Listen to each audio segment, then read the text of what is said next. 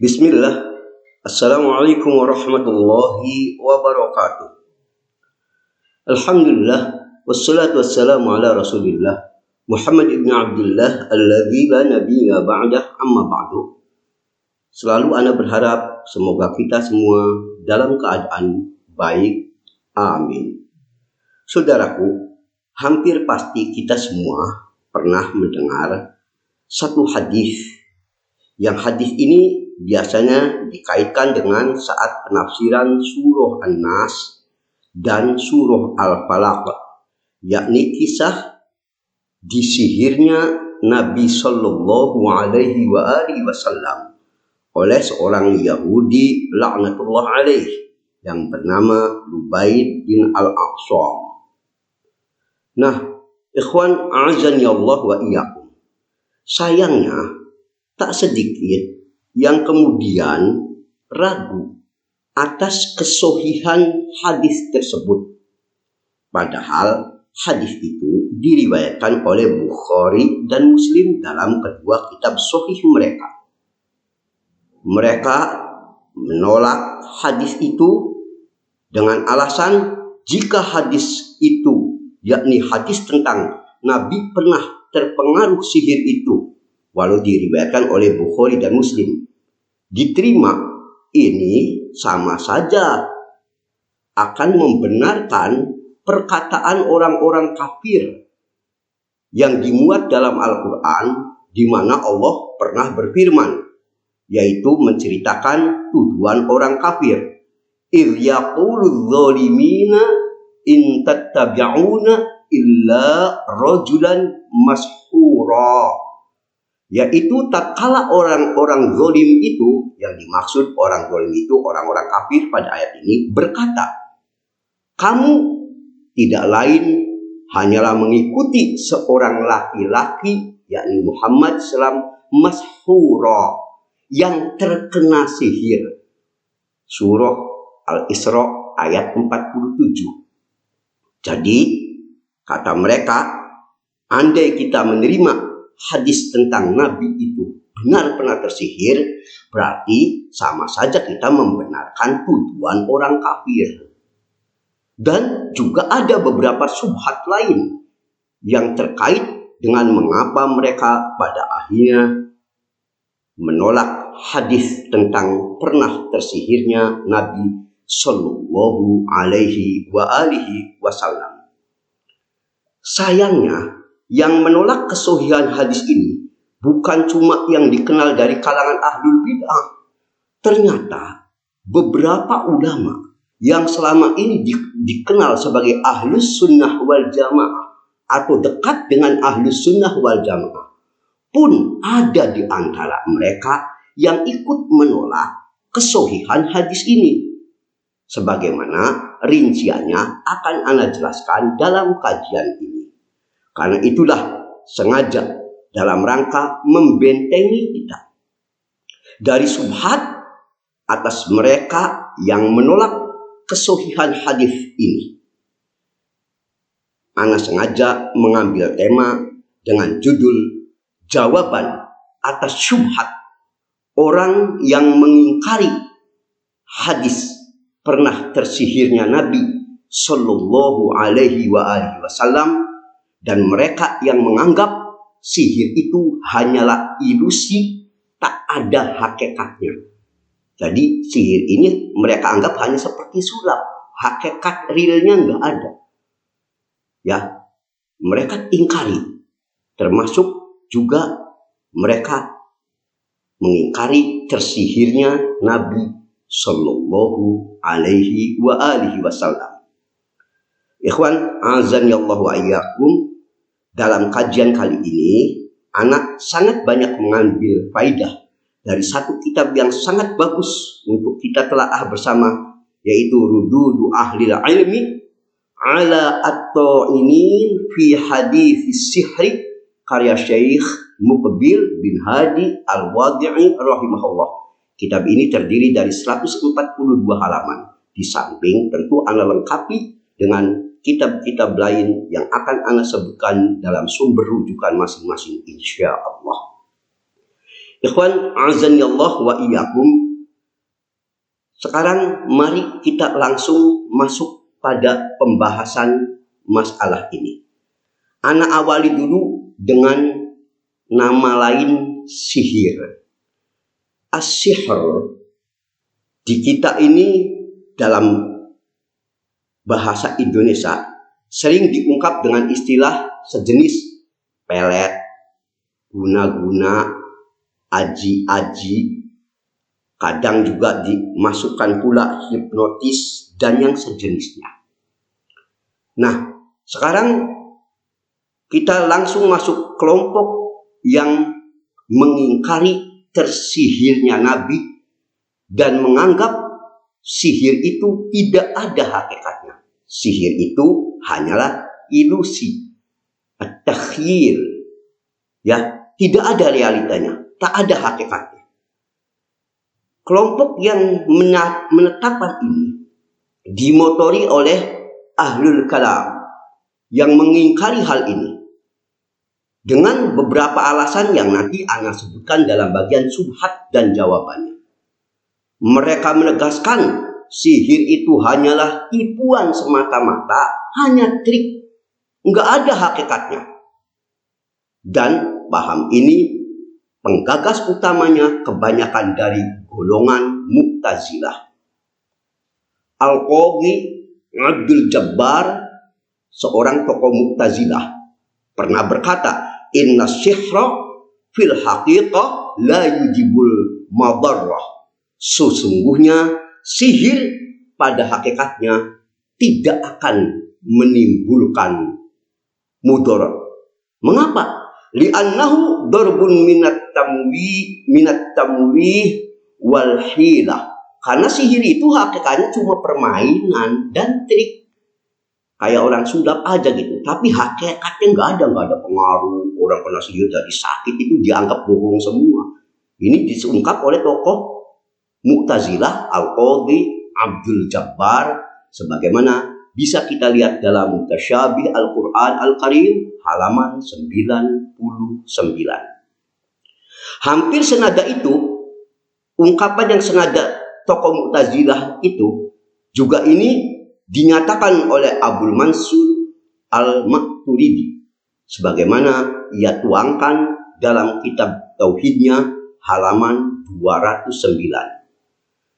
Kalangan Syiah juga mengingkari hadis ini. Di antaranya ini dikatakan oleh Salahuddin Al-Husaini. Ya, bisa lihat di Nahjul Mustanir wa Ismah Al-Mustajir halaman 111. Bahkan dikarenakan hadis tentang tersihirnya Nabi SAW yang diriwayatkan Bukhari dan Muslim dan lain-lain ini diriwayatkan bersumber dari Aisyah radhiyallahu anha, kalangan Syiah menjadikan ini alat untuk melampiaskan kejahatan agama mereka dengan menaruh cercaan kepada Aisyah. Disangkanya Aisyah radhiyallahu anha yang meriwayatkan hadis tentang pernah tersihirnya Nabi ini dianggap orang yang kurang ajar, tidak memiliki adab, merendahkan kenabian Nabi SAW dan sejenisnya. Ini diantaranya diungkapkan oleh gembong Syiah Sayyid Ibnu Tawus yang berkata, kaifa istajawazu riwayah mithlu hadzal hadis. Bagaimana mungkin dibenarkan periwayatan semodel hadis ini, yaitu hadis tentang tersihirnya Nabi? Wa kaifa qabalu syahada Aisyah ala nabihim bimithli dzalik, dan bagaimana mungkin ya Aisyah akan diterima kesaksian Aisyah radhiyallahu anha ya atas nabi mereka, ya Nabi Muhammad SAW maksudnya, dengan hadis semacam ini. Bagaimana mungkin menceritakan Aisyah ini? Karena kita tahu cirinya orang Syiah paling benci kepada Aisyah radhiyallahu anha. Jadi ketika Aisyah yang mengabarkan tentang tersihirnya Nabi, dianggap ini permainannya Aisyah, ya, karena Aisyah memang dianggap tidak memiliki agama di kalangan Syiah. Itu tadi Intinya seperti itu. Diungkapkan Sayyid Ibnu Tawus sebagaimana bisa kita lihat dalam kitab At-Taraif karya Sayyid bin Tawus halaman 225. Nah, ikhwan, seperti tadi anak di awal sampaikan, sayangnya di antara ulama yang secara umum termasuk golongan ahli sunnah juga ada yang ikut-ikutan terpengaruh paham ini. Ada yang berkata hakikat sihir memang enggak ada. Jadi sihir itu hanya dianggapnya semua kayak trik semua, kayak model sulap, kecepatan tangan, hakikat itu enggak ada. Dan ada yang sampai berujung pada mereka juga mengingkari hadis tersihirnya Nabi Shallallahu Alaihi Wasallam. Ya, ini ada yang mereka ikut keliru.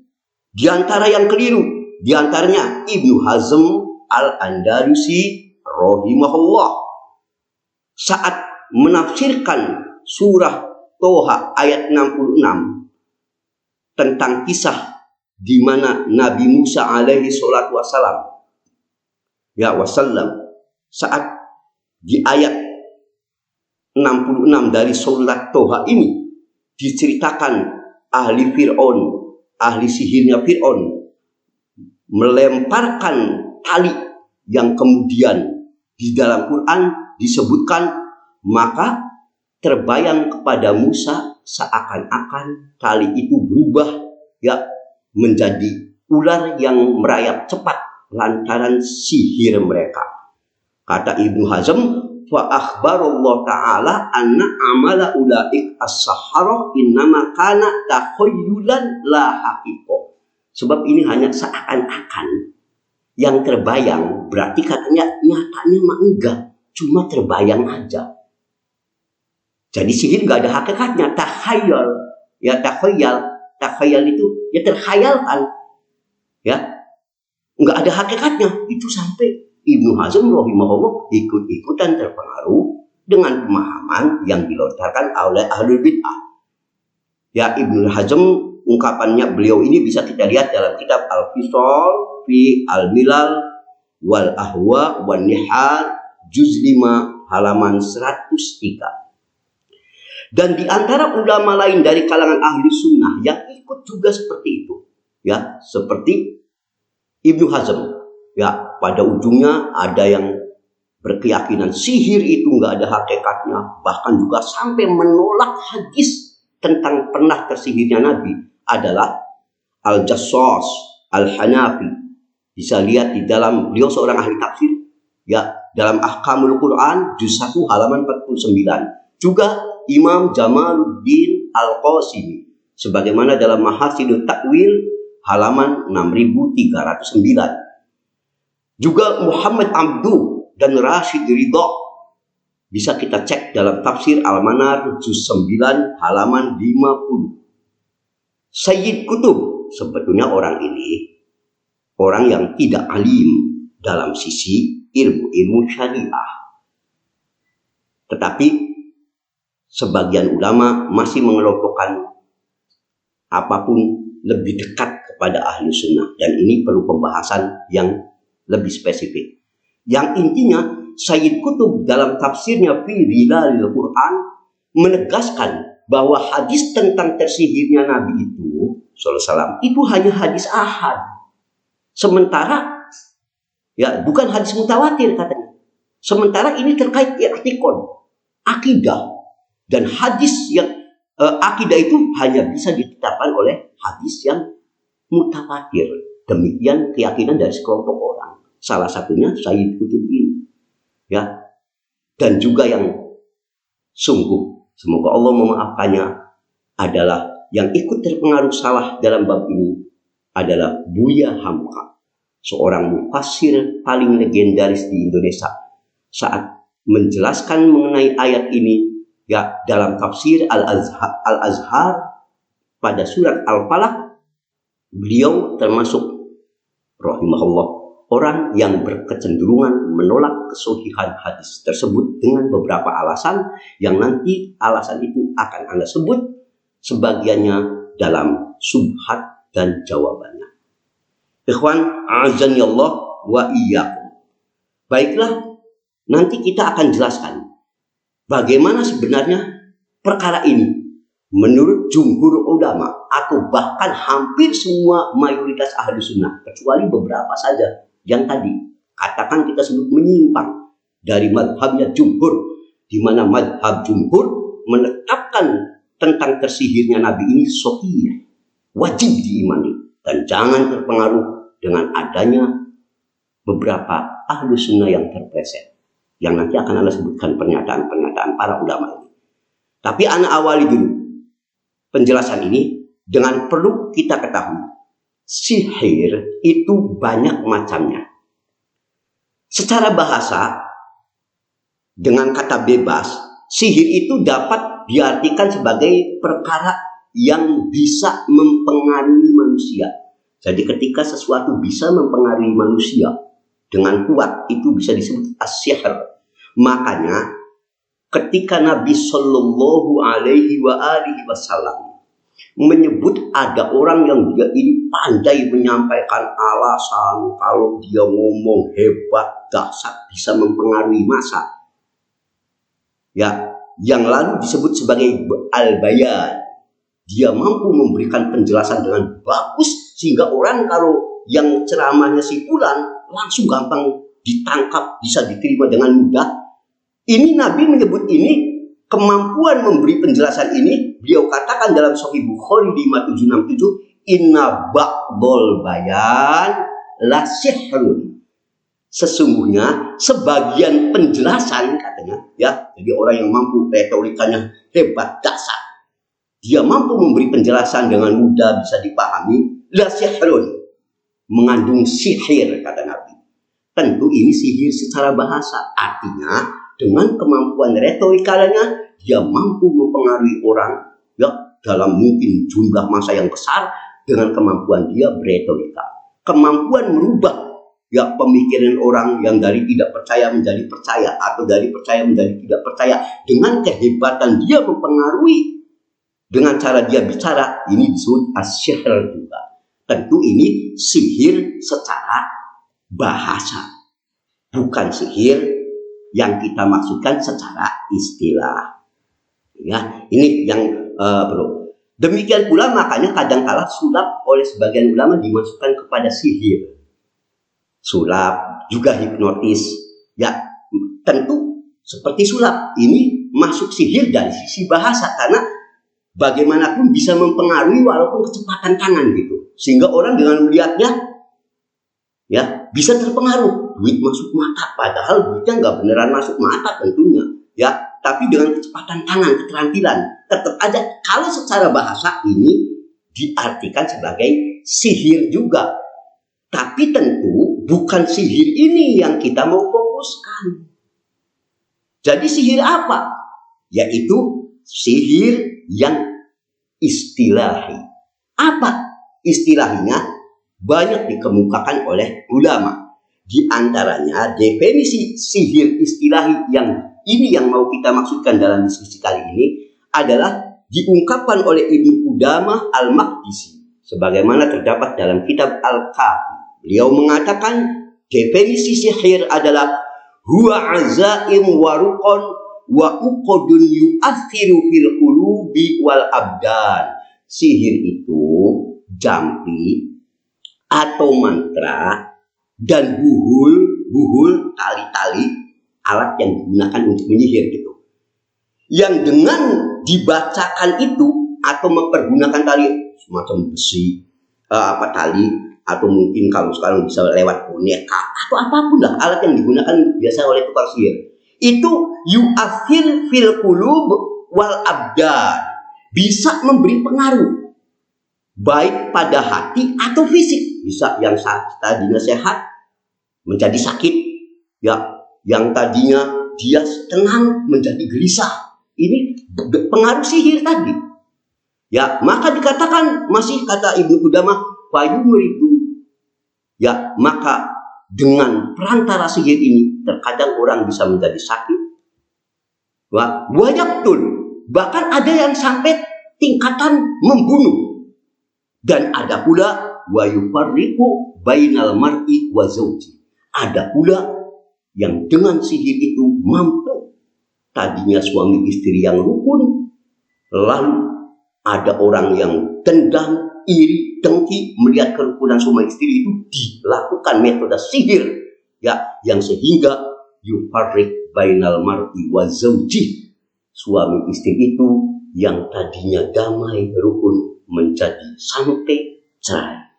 Ini disebut definisinya, ya, disebut oleh Al-Maqdisi rahimahullah sebagaimana terdapat dalam Al-Kafi juz 4 halaman 164.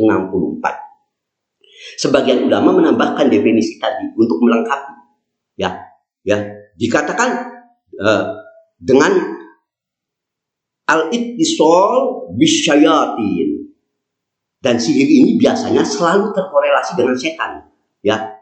Setan dilibatkan, kerjasama dukun, ahli tenung, ya, dengan setan tentunya. Ada MOU, ya, untuk melakukan sihir ini. Tukang sihir ini meminta bantuan jin-jin dan setan-setan yang jahat dalam rangka mengeksekusi sihirnya itu, ya. Itu sebagai kelengkapan definisi sihir yang tadi anak sebutkan. Ikhwan, a'azzani Allah wa iyyakum. Hanya penting kita ketahui, Ahlu sunnah itu sangat yakin ini sihir itu memang real, ada pengaruh, bisa membuat orang sakit, suami istri yang tadinya damai bisa cerai. Benar, itu ada, real, bukan ilusi. Tapi ahlu sunnah tetap meyakini sehebat apapun sihir itu tidak akan pernah terjadi ujungnya illa biidznillah, kecuali dengan izin Allah. Artinya sehebat-hebatnya tukang sihir, sebetapapun kuatnya mereka bekerja sama dengan jin setan, menggunakan mantra model apapun, metode apapun, tetap ujungnya tidak akan bisa terjadi sihir jenis apapun illa biidznillah, kecuali dengan seizin Allah. Mengapa ini perlu disampaikan dan apa alasannya? Nanti akan Anda sebutkan sebentar lagi. Nah, ikhwan azani Allah wa iyyakum, atas dasar ini maka tadi Anda sampaikan hampir sebetulnya jumhur ahli sunnah, ya, mayoritas ahli sunnah, hampir semua mereka yakin sihir itu ada, real, ya, bisa menimbulkan ekses langsung, ada. Dan Nabi kita sallallahu alaihi wasallam memang pernah tersihir, real, nyata, bukan sesuatu bohong. Itu hampir semua ahli sunnah meyakini, ya. Hanya 1-2 saja ulama ahli sunnah yang terpengaruh dengan paham Mu'tazilah dan sebagainya seperti yang tadi Anda ungkap dalam bagian awal. Mari kita lihat pernyataan beberapa ahli sunnah terkait masalah ini. Imam Nawawi rahimahullah mengatakan, was-sahih anna sihra lahu haqiqah, dan pendapat yang paling kuat, sihir itu benar-benar ada hakikatnya, dia punya hakikat real. Wa bihi qatul jumhur wa alaihi ammah al ulama, ya, ini adalah pendapat jumhur ulama, ya, mayoritas ulama memastikan ini pendapat yang benar dan ini yang memang dipegangi oleh mayoritas ulama. Kata Imam Nawawi rahimahullah, bisa ini ditukil dari kitab Fathul Bari Ibnu Hajar rahimahullah juz 10 halaman 222. Jadi ini katanya jumhur wa alaihi ammah al ulama, mayoritas ulama begini semua pendapatnya tadi, kecuali 1-2 ulama yang tergelincir dari kalangan ahlu sunnah. Abul Hasan al-Ash'ari rahimahullah dalam kitabnya yang sangat terkenal Al-Ibanah an Usul Ad-Diyanah halaman 54 juga menetapkan, kami yakin sihir dan tukang sihir itu benar-benar mewujud, ada di dunia ini, dan kekuatan sihir itu kenyataan. Ini dikatakan oleh Abul Hasan al-Ash'ari. Kami sangat yakin memang ada. Bukan untuk membenarkan, ada itu maksudnya realnya memang ada. Seperti kalau kita ngomong babi itu ada, tentu kita bukan berarti mengatakan babi itu boleh. Ada, itu realnya ada. Gitu. Sihir ada, ya ada. Ada efeknya, ada. Tapi itu semua tidak terjadi kecuali biidznillah. Tapi real ada. Nabi pernah terkena sihir, ya. Ya, kita yakin ada. Ya, itu dikatakan oleh Abu Hasan Al-As'ari tadi, rahimahullah. Ibnu Abdul Aziz Al-Hanafi. Ya, ulama ahlu sunnah yang kita semua mungkin hampir semuanya pernah membaca kitab beliau. Ya, bisa kita lihat di Syarah Aqidah Dohawiyah halaman 505. Ya, beliau mengatakan waqad tanaza'al ulama fi haqiqati sihri wa anwa'ihi. Sungguh para ulama memang ada berbeda pendapat terkait sihir dan macam-macamnya. Wal aktsarun yaqulun, tapi kebanyakan ulama, jumhur ulama ahlu sunnah mengatakan innahu qad yu'athir fi mautil mashhur wa mardih min ghairi wusuli syai'in zahir ilaihi. Bahwa sihir itu memang benar-benar ada. Ya, benar-benar ada, nyata, efeknya. Bekasnya, yu'athir, real. Ada dampaknya. Sampai bisa fi mautil mashhur. Ada yang sampai orang yang disihir itu berakibat kematian. Ada itu. Wa mardihi. Ada yang berakibat sampai hanya sekedar sakit. Ada. Itu dikatakan Ibnu Abdul Aziz Al-Hanafi rahimahullah. Al-Maziri, seorang ulama ahlu sunnah, juga berkata, madhab ahlu sunnah wa jumhur ulama'il ummah. Ya, madhabnya ahlu sunnah dan madhabnya mayoritas ulama ala isbatis sihri. Mereka menetapkan atas ya benarnya adanya sihir. Wa anna lahu haqiqah, dan bahwasanya sihir ini memang benar ada hakikatnya. Beneran, bukan sekedar kayak trik main sulap, bukan. Sihir yang beneran bisa berdampak sakit bahkan kematian. Wa kullu biidznillah. Lihat dalam Syarah Sahih Muslim An-Nawawi juz 14 halaman 174. Ibnu Qudamah rahimahullah juga mengatakan wasihar lahu haqiqah. Sihir itu benar-benar ada hakikatnya. Faminhu may. Bahkan ada sihir yang sampai bisa membunuh orang yang disihir itu. Ya. Wa ma yumrad. Ada pula yang dengan dampak sihir itu berdampak sakit atas orang yang disihirnya. Ini benar-benar hakikoh, ada kenyataannya. Juga kata beliau secara singkatnya lagi, wa minhu ma yufarriq bainal mar'i wa zawji. Ada yang dengan kehebatan sihir tadi bisa memisahkan antara suami istri yang tadinya rukun sampai cerai. Itu betul-betul. Bahkan beliau katakan wa qad ruya min akhbari syahrah, dan sungguh telah diriwayatkan berita tentang sihir ini, informasi yang nyaris-nyaris tidak dimungkinkan dusta. La yakad, hampir dipastikan ini nggak mungkin ini. Kalau banyaknya ya informasi ini, pasti ini berita ini sahih, tak diragukan lagi. Lihat Al-Mughni juz 10 halaman 106. Ungkapan senada juga diungkapkan oleh Ibnu Qayyim rahimahullah dalam tafsir Al-Mu'awwidhatain halaman 31 dan seterusnya. Di situ di beberapa halamannya diungkap juga masalah ini. Ya. Nah, tapi satu catatan penting. Ini yang memberikan batas antara ahli syirik, Mu'tazilah, dan kita ahlu sunnah tadi. Kalau Mu'tazilah mengingkari total adanya sihir, sebagian dari mereka begitu, ya. Ada lagi orang yang meyakini sihir itu benar ada, punya dampak, tapi dampaknya itu seolah-olah asli dari si dukunnya sendiri atau jinnya saja. Ini dua-duanya bahaya.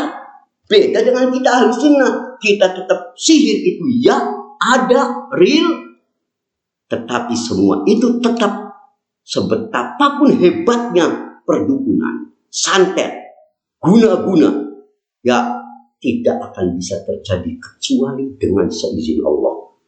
Karena itu sampai Abu Uthman Ismail As-Sobuni rahimahullah saat menjelaskan tentang akidah ashabul hadis, ulama ahli hadis terkait masalah sihir, beliau mengatakan mereka para ahlul hadis yakin di dunia ini memang ada sihir dan ada tukang sihir.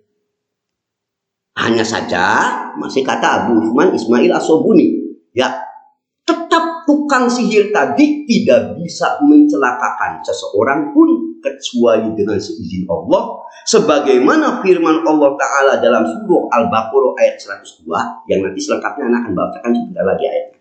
Tapi ini anak ngutipkan dulu ucapan Abu Ismail As-Sobuni, yaitu wa ma hum bidorrin bin ahadin illa biiznillah. Dan mereka tukang sihir itu tidak bisa memberi mudarat dengan sihirnya pada seorang pun kecuali dengan seizin Allah. Ya. Terus masih kata Abu Uthman Ismail As-Sobuni, maka barang siapa ya yang menjadi penyihir atau menggunakan jasa sihir sementara keyakinan bahwa sihir itu bisa memberi manfaat atau bisa menolak bahaya, memberi bahaya tanpa izin Allah, artinya sihirnya, setannya, walaupun Allah nggak ngasih izin bisa nyelakain, ya, tidak ada izin Allah, maka ia telah kafir kepada Allah Azza wa Jalla. Kalau dia sampai keyakinannya sihirnya itu jalan tanpa Allah yang menentukan, katakan dalam bahasa bebasnya, ketok palunya tetap di tangan Allah. Sihir, dukun betapapun dianggap dalam tanda petik sakti, kerjasama dengan seluruh jin dan setan seluruh dunia pun pengen mencelakakan orang, tapi kalau Allah mau gagalkan tidak bisa sihir itu berpengaruh. Tapi kalau Allah memang mau menjadikan, terjadilah semuanya. Sihir itu akan berlaku, terjadi, ada. Wa kullu bi'idnillahi azza wa jalla. Ini yang perlu anak sampaikan. Ini juga dikatakan oleh Hafidz bin Ahmad Al-Hakami rahimahullah, bisa lihat di dalam kitab I'lam As-Sunnah Al-Mansyurah halaman 153. Nah ikhwan, jika telah dipahami, maka sekarang anak ingin membahas dua masalah besar terkait bab ini. Pertama dulu, ya, satu sanggahan pada mereka yang menganggap sihir itu tidak ada hakikatnya, sihir itu hanya ilusi, trik, ya, seperti tadi sekedar kayak sulap, kecepatan tangan, nggak ada realnya, ya, semua itu hanya khoyal, gitu. Kita akan bantah dengan berbagai nas-nas yang tak akan bisa dibantah lagi. Ini kenapa perlu kita pahami? Ini bagian i'tiqad dari ahli sunnah. Salah masalah ini bahaya. Jangan coba-coba menentang sunnah. Jadi jangan disepelekan, menyangkut akidah. Ya, karena ini termuat dalam Al-Quran, sunnah sudah yang sahih dan juga telah dinyatakan hampir oleh seluruh ulama ahli sunnah wal jamaah. Maka perhatikan masalah ini. Baiklah, anak akan sebutkan dalil-dalil yang menunjukkan sihir itu ada dan hakiki serta ada pengaruhnya, walaupun sekali lagi tentu itu semua tidak terjadi kecuali dengan seizin Allah. Pertama, mari kita lihat surah Al-Baqarah ayat 102. Terkait dengan ayat ini mungkin kita sudah sering membaca atau sering tahu dua malaikat yang Allah beri tugas sebagai ujian kepada manusia mengajarkan sihir. Maka Allah berfirman, فَيَتَعَلَّمُونَ مِنْهُمَا مَا يُفَرِّقُونَ بِهِ بَيْنَ الْمَرْءِ وَزَوْجِهِ. Maka mereka mempelajari dari kedua malaikat itu, ya, sihir. Yang dengan sihir itu apa dampaknya? Allah sendiri yang cerita. Yang dengan sihir itu, ma yufarriquna bihi bainal mar'i wa zawji, bisa menceraikan suami dari istrinya. dengan kekuatan sihir itu. Itu Allah sendiri yang menceritakan. Ya, tapi Allah tutup ayat ini dengan wa ma hum bidarrina bihi min ahadin illa biiznillah. Walau begitu kata Allah, ya, ingat, ahli sihir itu tidak bisa membahayakan satupun kepada kalian illa biiznillah, kecuali dengan seizin Allah. Ini ayat yang paling tegas. Sihir itu ada hakikatnya karena Allah sendiri yang menetapkan. Ada sampai sihir yang bisa menceraikan suami dari istri, walaupun tentu tetap semua ini tidak terjadi illa biiznillah, kecuali dengan sihir. Tapi real, bukan sekedar kayak sulap, bukan, ini real, beneran. Ya, ini dalil pertama. Dalil kedua, dalam surah Al-Falaq, di antara surat ini berisi surat perlindungan diri. Di antara yang kita di ayat ini dianjurkan untuk berlindung kepada Allah, di ayat keempat Allah berfirman, wa min syarrin naffatsati fil 'uqad, dan dari kejahatan wanita tukang sihir yang menghembuskan pada bubur. Wanita tukang sihir, semua ahli tafsir sepakat menafsirkan semacam ini. Andai kata sihir itu tidak ada hakikat, hanya ilusi, ngapain Allah sampai memerintahkan kita berlindung dari sesuatu yang tiba nggak ada kenyataannya? Pasti ketika Allah Subhanahu wa Ta'ala dalam ayat ini mengingatkan kita agar kita berlindung dari kejahatan wanita tukang sihir, ini karena itu ada hakikatnya. Andai ini tidak ada, ya, ngapain Allah suruh kita berlindunglah kamu dari kejahatan wanita tukang sihir? Memangnya ada enggak dampak dari tukang sihir ini real? Enggak ada. Ya ngapain yang enggak ada suruh berlindung? Enggak masuk akal dong. Kata Bung Roma, masuk akal enggak sih? Begitu barangkali. Ya ini nih, ya. Ini, ikhwan, yang kedua. Sekarang dalil yang ketiga. Saat Allah menceritakan pertempuran antara tukang sihirnya Fir'aun, ya, di mana tukang sihirnya Fir'aun melontarkan tali-tali lalu jadi ular dan seterusnya, yang kita sudah sering, ya, mungkin kita sering baca ayatnya atau sering dengar kisah-kisah ini. Ya, ketika Allah menceritakan ayat ini, kisah ini di dalam Al-Quran, Allah tutup ayat ini dalam surah Al-A'raf ayat 116. Apa?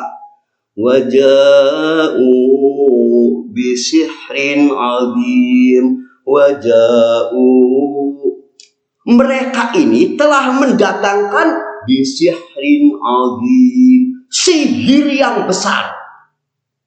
Andai sihir itu nggak ada hakikatnya, cuma sulap, trik, ngapain Allah sampai menghubungkan sihrin azim, sihir yang besar? Ini karena sihir ini memang nyata, ada. Makanya disebut sihrin azim. Sihir, ya, sihir besar. Bukan sekedar sulap, bukan sulap yang biasa. Tapi ini karena memang bisa mempengaruhi orang secara real. Dampaknya langsung. Masyarakat yang ada di situ yang lihat kejadian langsung kasus tadi, duelnya Nabi Musa alaihi salatu wassalam dengan tukang sihir tadi, itu terpengaruh sihir semua. Melihat beneran dilontar jadi ular, terpengaruh semua. Makanya Allah nyebutnya sihrun azim, sihir yang besar. Berarti ada. Kalau sekedar sulap, ngapain sampai diceritakan tukang sulap aja sampai segini gedenya? Ini. Itu dalil yang ketiga. Dalil yang keempat. Kita tahu sihir itu hampir pasti tadi terkait dengan adanya MOU dengan setan atau iblis. Ya, setan-setan jahat, jin jahat, iblis yang bekerja sama dengan dukun untuk memudaratkan manusia yang hendak disihir. Ya, keterlibatan sihir hampir pasti begini. Jangan cerita kalau yang dukun palsu, ya dukun palsu gak usah cerita, dimanapun yang imitasi gak usah dibawa. Ini yang tukang sihir asli beneran, ya. Mereka kerjasamanya dengan tadi menggunakan ya misalkan jimat-jimat tertentu, komunikasi dengan jin untuk mencelakakan orang, ya dengan aji-aji tertentu, ya baik pelet dan sebagainya.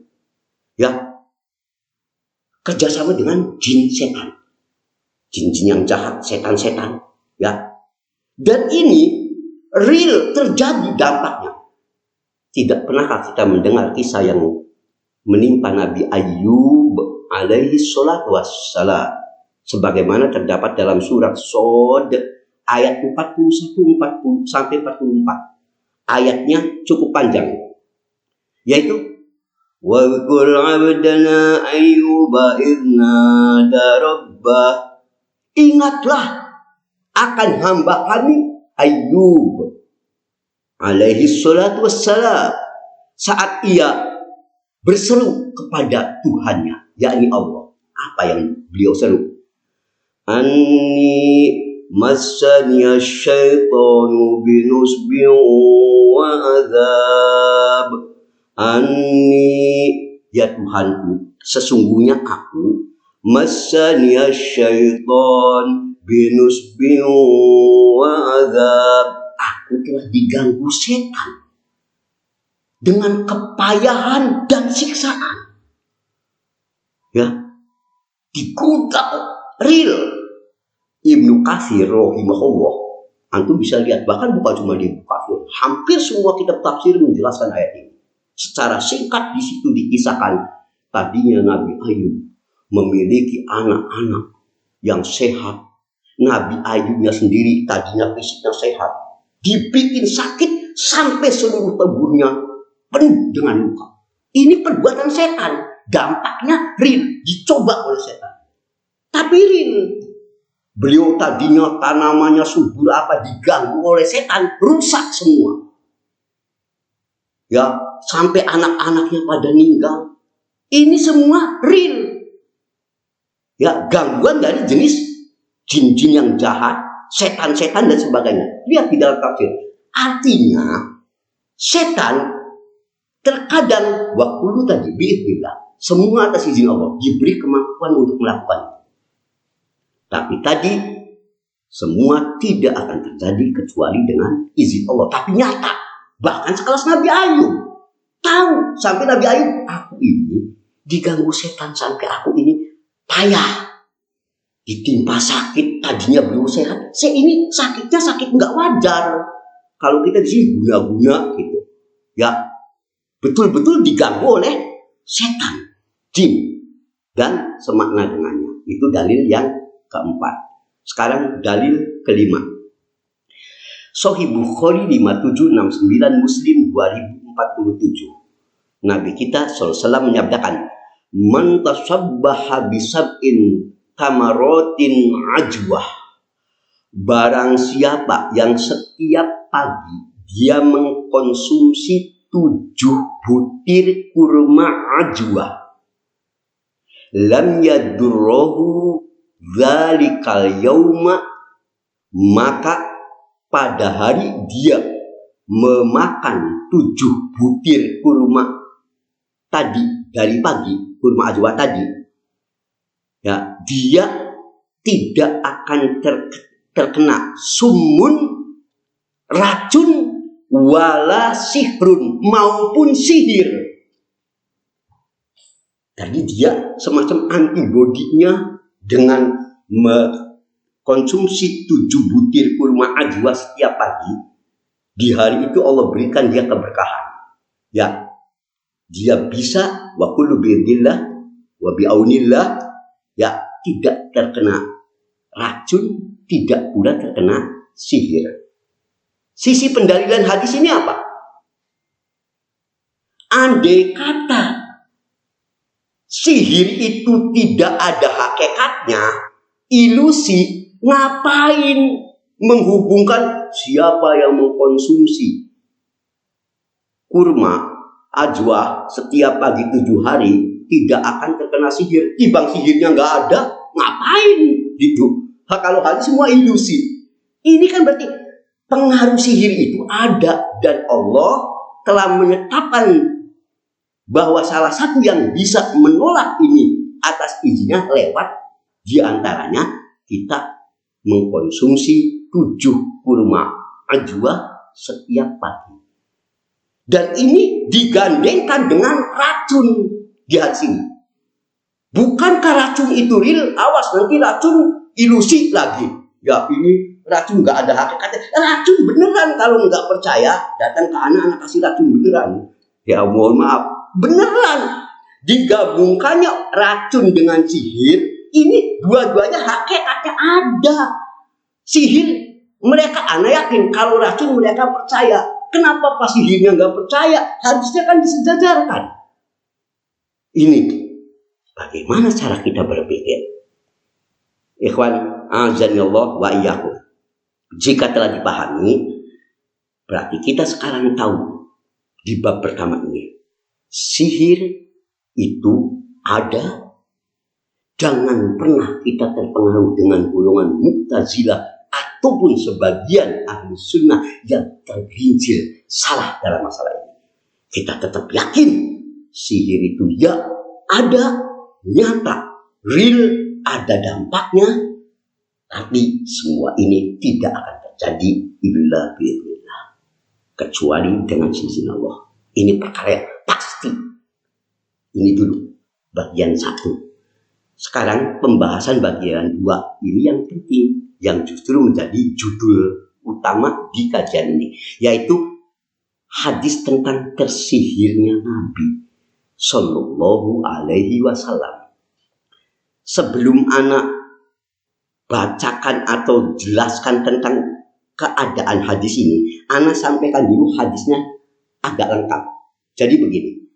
Sahara Rasulullah Sallallahu Alaihi Wasallam rajulun min bani Zuraiq yuqalu lahu Lubaid bin al-A'sam. Suatu ketika Nabi SAW disihir oleh seorang dari Bani Zuraiq, Yahudi Bani Zuraiq, yang namanya itu katanya Lubaid bin al-A'sam. Ya, sihirnya apa? Dampaknya hatta kana Rasulullah SAW yukhayyal ilaihi annahu kana yaqal asyai'a wa ma fa'ala. Hingga beliau merasakan sesuatu yang padahal tidak dilakukannya. Apa yang maksudnya? Beliau merasa sesuatu yang tidak dilakukannya. Maka penjelasannya di dalam kitab-kitab syarah hadis dijelaskan. Ini termasuk jenis sihir yang dimaksudkan untuk memisahkan suami dari istrinya. Ya, ini maksudnya jenisnya kategori ini. Ya, mencoba. Ya, dalam bayangan Nabi, ya, beliau ini pengen mendekati istrinya, mencampurinya dan sebagainya. Ya, tapi kalau beliau sudah dekat, kemampuan untuk mencampuri istrinya tiba-tiba menjadi lemah. Ya, karena pengaruh sihir tadi. Jadi saya pengen ini nggak ada, tapi nggak mampu gitu. Ya, sihir ini tidak mengenai akal beliau, tidak. Apalagi agama beliau risalah, tidak. Hanya tadi. Ini sejenis sihir semacam ini seperti yang nanti akan Anda jelaskan, seperti pengaruh juga racun ada pengaruhnya. Sihir juga ada pengaruhnya. Di antara pengaruh sihir itu tadi, beliau membayangkan pengen, tapi karena kuatnya sihir ini, beliau seolah-olah pengen dekati istrinya, pengen berjima, tapi kemampuan itu tiba-tiba menjadi lemah. Ya. Terus bagaimana? Hatta idza kana dzata yaumin aw dzata lailatin wa huwa indi lakinnahu da'a wa da'a. Sampai pada suatu hari, ini yang mengisahkannya Aisyah, istri Nabi SAW. Ya, sampai katanya suatu hari atau suatu malam, perawinya ragu. Ya, beliau ini ada di samping saya, kata Aisyah radhiyallahu anha. Lalu beliau terus doa. Setelah berdoa dan berdoa, selanjutnya suamiku ini, yakni Nabi SAW, ya berkata kepadaku, ya Aisyah, asy'arti annallaha aftani fi mastafaitu fi. Wahai Aisyah, apakah kamu tahu Allah telah memperkenankan, mengabulkan doaku tentang apa yang aku tanyakan padanya.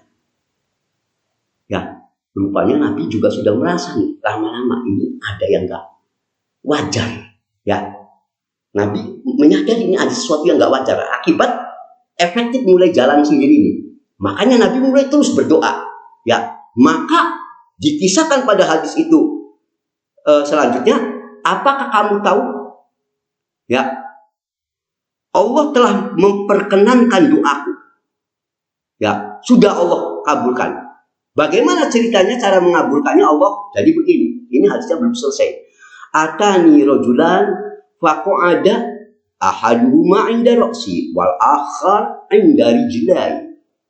Waktu itu datang dua orang malaikat. Satu malaikat itu duduk dekat kepala Nabi, satu malaikat lagi duduk di dekat kaki. Ya. Kemudian terjadi, singkat kata, dua dialog.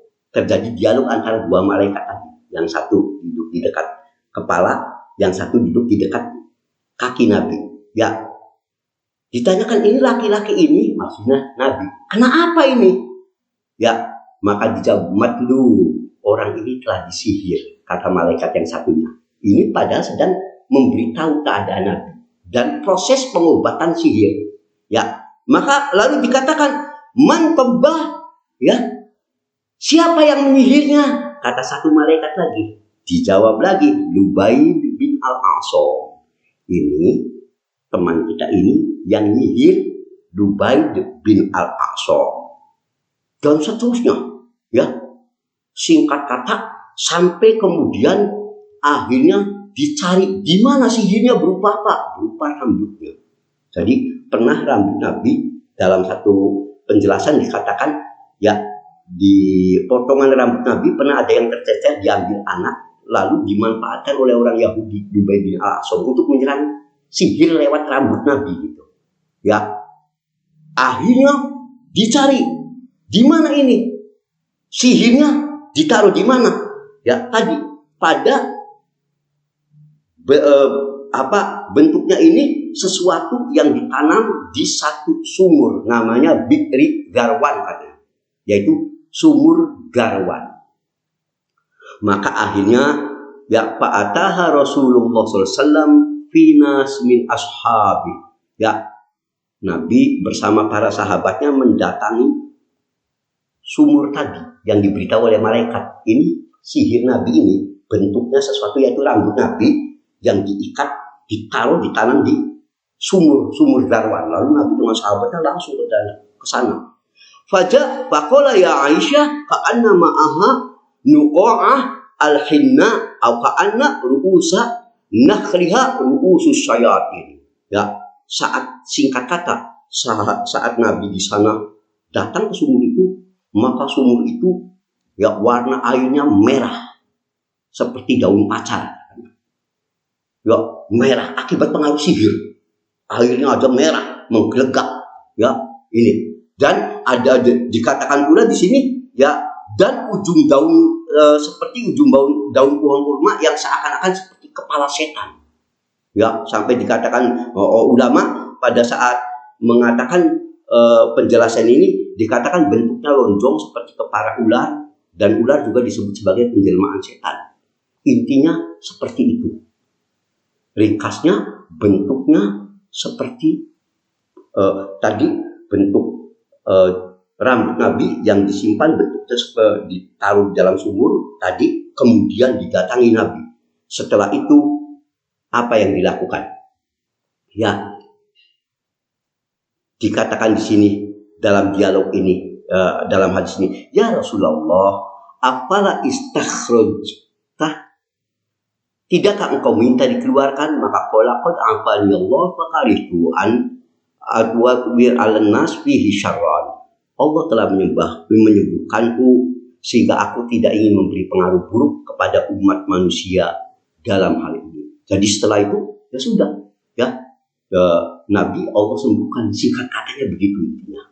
Ya, diambil barang itu, ya sihir itu sudah ketahuan ya diambil sudah, ya. Kalau kita nanti, kalau metodenya nanti kan ada ruqyah dan sebagainya, tapi ini Anda bukan memperdalam masalah ruqyah. Intinya cerita tentang Nabi pernah tersihir. Intinya di situ, ya. Nah, ikhwan azanillahu wa iyyakum, sekarang mari kita bahas subhat terkait hadis di atas. Ya. Ada yang berkata hadis ini lemah katanya. Kalau yang ngomong ahlul bid'ah mungkin kita nggak aneh, karena ahlul bid'ah itu kalau sesuai dengan menolong mazhabnya, ya kalau ahlul bid'ah, kalau menolong mazhabnya hadis palsu aja diambil, ya kalau nggak sesuai dengan mazhabnya hadis sahih ditolak, itu nggak aneh, namanya ahlul bid'ah. Tapi sayangnya ada tadi Anda katakan ahlu sunnah yang ikut terpengaruh hadis ini dikatakan ini lemah, seperti Al-Jassos rahimahullah dalam Ahkamul Quran juz 1 halaman 58 sampai 59 mengatakan za'amu anna nabiyya sallallahu alaihi wasallam suhaira, mereka mengatakan menduga Nabi itu pernah disihir, wa anna sihra amalu fih, dan sihir itu efektif berjalan, ya. Beliau mengatakan wa mithlu hadhil akhbar, sesungguhnya berita-berita semacam ini min wad'il mulhidin, hanya muncul dibuat-buat oleh orang-orang ilhad. Ya, ilhad ini orang yang ingkar kepada Tuhannya. Ya, ini hadis ini palsu lah. Ya, buatan orang-orang yang ingkar kepada Allah. Ya. Ini ada lagi yang mengatakan hadis ini, ya, diriwayatkan walaupun oleh Bukhari dan Muslim, tapi tafarrud hanya menyendiri, yaitu dari jalur Hisham bin Urwah katanya. Ini subhat terkait hadis ini dari sisi sanad, ya. Jadi ada yang melemahkan lalu dikatakan karena jalurnya juga dari jalur cuma Hisham bin Urwah. Ya, maka jawabannya, bagaimana hadis ini akan dikatakan lemah? Padahal hadis ini diriwayatkan oleh Bukhari dalam sahihnya 5753, Muslim dalam sahihnya 2189, juga diriwayatkan oleh para ahli hadis yang lain selain Bukhari Muslim. Ya, Ibnu Majah 3545, Imam Ahmad dalam musnadnya 24741, Ibnu Hibban dalam sahihnya 6703, Abu Ya'la 4754, Baihaqi dalam Dalailun Nubuwah 3018, dan selainnya ikut meriwayatkan hadis ini. Imam Bukhari bahkan memasukkannya dalam kitab sahihnya, yang dimana ulama telah sepakat di muka bumi ini tidak ada satupun hadis yang paling sahih, ya, setelah Al-Quran melainkan sahih Bukhari. Dan Imam Bukhari rahimahullah mengatakan lam ukhrij fi hadzal kitab illa sahihan, tidaklah, ya, aku mentakhrij hadis ini, ya, mengeluarkan hadis ini dalam artian mencatatnya dalam kitab sahih Bukhari tadi Al-Jami'us Shahih, kecuali pasti ini hadis sahih. Ya, kalau aku sudah masukkan dalam kitab ini hasil seleksi yang luar biasa. Ya, itu Imam Bukhari rahimahullah mengatakan, ya, lihat dalam Hadis Sari Muqaddimah Fathul Bari Syarah Al-Bukhari halaman 10. Nah, makanya Ibnu Qayyim rahimahullah sebagaimana terdapat dalam Badail Fawaid juz 2 halaman 223 mengatakan hadis ini derajat sahih menurut para ulama ahlul hadis. Mereka tidak berselisih tentang kebenarannya. Hadis ini telah disepakati kesahihannya oleh Bukhari Muslim dan tidak ada satupun yang menjarihnya meskipun satu kata. Ya, kisah ini bahkan telah masyhur di kalangan ahli tafsir, ahli sunan, ahli tarikh, ahli fikih. Seperti kita tahu kalau membahas tentang sihir, ketika ulama ahli tafsir membahas surat Al-Falaq atau Anas pasti membawa riwayat ini. Nabi terkenal. Ahli tafsir semuanya nyaris membawa kitab ini. Kata Ibnu Qayyim, ya. Ahli fikih, ahli sejarah telah ikut meriwayatkan ini. Bagaimana dikatakan dhaif? Apalagi Bukhari Muslim memasukkannya, ya, dalam kitab Sahih. Bukan cuma Bukhari Muslim, ya, juga tadi sejumlah ulama hadis lainnya. Lihat Bada'iul Fawaid juz 2 halaman 223. Ikhwan azani Allah wa iyyakum. Adapun terkait Hisham bin Urwah tadi, yang dikatakan ini dari jalur Hisham bin Urwah. Hisham bin Urwah ini lengkapnya Hisham bin Urwah bin Az-Zubair bin Al-Awwam bin Khuwailid bin Asad bin Abdul Aziz bin Qus bin Qusi bin Kullab. Dikatakan ini Al-Imam As-Siqah, imam yang sangat terpercaya, bahkan Syekhul Islam, gelaran yang sangat tinggi, ya. Dan ulama-ulama semacam Abu Hatim Ar-Razi juga telah mensohikan. Beliau sampai menyebutnya imam fil hadis. Hisham bin Urwah ini imamnya dalam bidang hadis. Yahya bin Ma'in dan ulama ahli hadis lainnya mengatakan thiqah, dapat dipercaya, handal orang ini. Lihat dalam Syiar A'lam Nubala, ya, juz 6 halaman 34. Jadi hadis ini, ya, tak ada masalah tentang Hisham. Tadi Imam Bukhari saja mensohihkan, Muslim mensohihkan, ya, ulama lain Yahya bin Ma'in apa tidak ada yang menjarah. Jadi nggak ada masalah, apanya yang mau dicela gitu dari sisi sanad. Ya, bagi yang ingin lengkap, ya, masalah tentang Hisham ini, ya, siapa Hisham bin Urwah nih yang tadi itu, bisa lihat dalam kitab Tahdhibul Kamal fi Asma'ir Rijal juz 30 halaman 238 sampai 239. Juga bisa melihat dalam Takribut Tahdzib halaman 1022. Kalau pengen mencek nih bagaimana penilaian para ahli hadis terhadap perawi tadi Hisham, antum bisa lihat. Cek di kitab Rijal hadis yang tadi Anda sebutkan. Perkataannya jelas, ya. Dan bagi yang ingin melihat lengkap takhrij hadis ini tentang tersihirnya Nabi, karena anak tidak mungkin merinci panjang-panjang di sini, akan habis waktunya. Silakan baca kitab yang tadi disusun oleh Syekh Muqbil bin Hadi Al-Wadi'i rahimahullah yang berjudul Rududu Ahlil Ilmi ala At-Ta'inin fi Hadisis Sihri. Fi Hadisis Sihri. Silakan baca di situ lengkap, ya. Juga bisa lihat dalam tulisan Syekh Al-Albani rahimahullah tentang hadis tersihirnya Nabi. Kalau kita masih ragu jalur periwayatannya, kesohihannya, lihat tulisan juga Syekh Al-Albani rahimahullah dalam Mishkatul Masabih juz 3 halaman 1651 sampai 1652, nomor 5893. Juga lihat dalam As-Sohihah juz 6 halaman 615 sampai 619, sampai cukup panjang, ya, nomor hadis 2761. Antum lihat di situ penjelasannya, ya. Makanya tadi Ibnu Qayyim sampai mengatakan wa qad ittafaqu ashab as-sahihaini ala tafsiri hadzal hadis. Ya, dua pemuka hadis Bukhari Muslim telah sepakat, ya, memasukkan ini dalam kitab sahih keduanya. Ya, walam yatakallam fihi ahad min ahli hadis bil kalimah. Tak ada satupun, ya, ahli hadis yang pernah memperbincangkan tentang hadis tersebut. Udah jelas kesohihannya.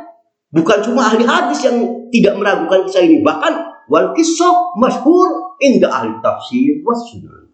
Bahkan kisah tentang tersihirnya Nabi ini sudah demikian masyhur di kalangan ahli tafsir, ya. Kemudian juga dalam kitab-kitab sunan, hadis, at-tarikh, wal fuqaha, ahli tarikh, fuqaha, ahli fikih juga telah mencantumkan hadis tentang ini. Maka bagaimana akan dikatakan ini hadis ini diragukan? Ini yang pertama. Selesai. Sekarang sisi kedua, masih dari sisi sanad. Ya, dikatakan hadis ini adalah hadis ahad katanya. Cuma jalur tunggal seperti tadi yang anak isyaratkan di awal. Sementara tidak boleh menerima hadis yang terkait dengan akidah betapapun sahihnya kalau bukan hadis masyhur atau mutawatir. Ya, maka jawabannya. Pertama, pernyataan bahwa hadis tentang tersihirnya Nabi SAW tadi dianggap hadis ahad perlu ditinjau kembali. Tak sedikit yang mengatakan hadis ini bahkan masyhur atau mutawatir. Sebab bukan cuma Aisyah saja yang meriwayatkan hadis tersihirnya Nabi SAW. Bukan cuma Aisyah, tapi diriwayatkan pula oleh Zaid bin Arqam. Sahabat lain yang ikut meriwayatkan hadis ini selain Aisyah radhiyallahu anha, juga Zaid bin Arqam ikut meriwayatkan. Diriwayatkan oleh Nasa'i, disahihkan oleh Syekh Al-Albani rahimahullah dalam Sahih Nasa'i 4091. Bahkan kalau menurut Syekh Muqbil bin Hadi, ini hadis sahih atas syarat Bukhari Muslim. Jadi dari sini kalau dikatakan ini hadis ahad, kata siapa hadis ahad?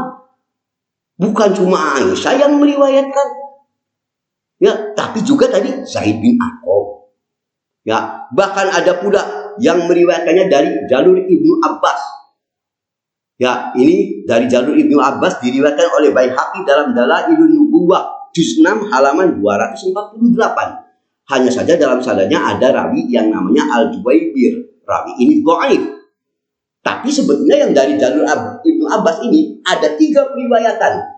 Ya, makanya dalam kitab Mausu'ah Fadhail Surah wa Ayat Al-Quran karya Syekh Muhammad Rizik Tartuni juz 2 halaman 506 dikatakan lakin yasluh syahidan lil hadithil bab.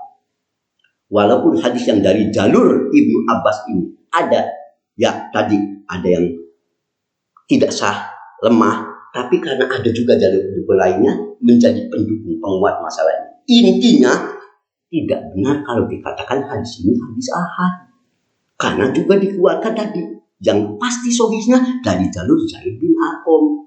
Ada pula tadi salah satu sumber menyebutkan dari Ibnu Abbas.